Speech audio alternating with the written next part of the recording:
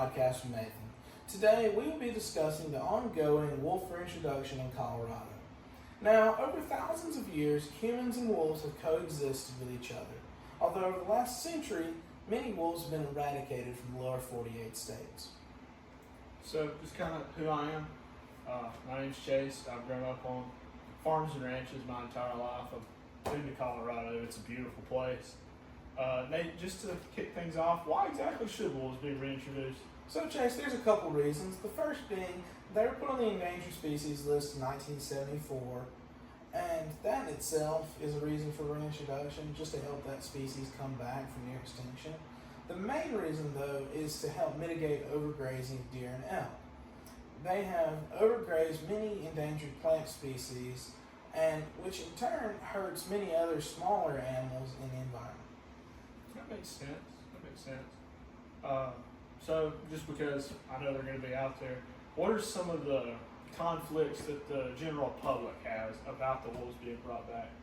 So, there's a few conflicts out there, the main being depredation issues.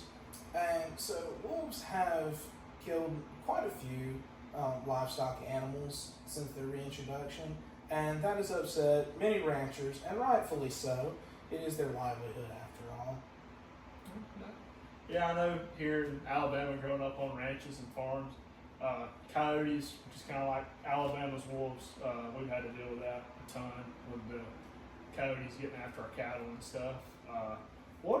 Just because I want to know, what are some of the political concerns about the wolves reintroduction? So there are some political concerns that people have voiced, and mainly they feel as if their voice is not being heard during this reintroduction.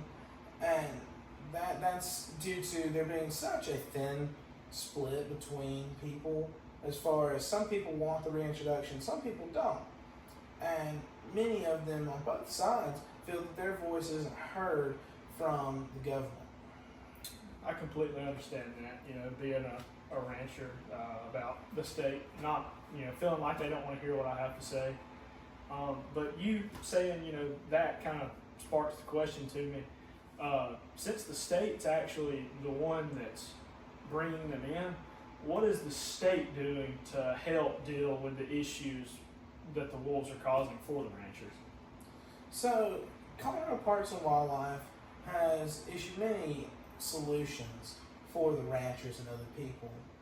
A couple of the main ones being range riders, which are on horseback, guarding livestock and warding off wolves when they get too close.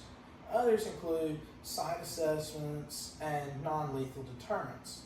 Now, there are lethal deterrents that will be used in certain circumstances. If a wolf has killed at least 3 livestock animals in a 30-day period, they will use lethal force to take care of that wolf. So when you say the lethal option, is that something that the rancher can take care of, or does he have to get somebody involved? How exactly does that work? So the rancher himself cannot take care of it, but he can contact Parks and Wildlife, and if they deem those livestock killings to be done by a certain wolf, they can then take care of that wolf. Okay, that makes sense, because you don't just want them having jurisdiction to just take care of it, because it would kind of defeat the whole purpose of the reintroduction. So that makes a lot of sense.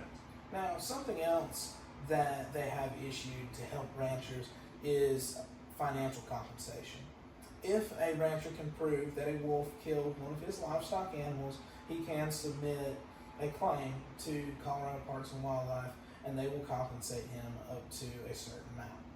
I really like that, because that goes back to the voice of the rancher not being heard. That kind of gives them a avenue, if you will, to kind of get reimbursed for the state bringing them in. I like that. That's a good thing. Right.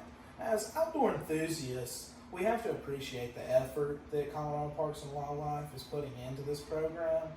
And even if you don't completely agree with it, you still have to understand that they're trying to help a species and help the environment.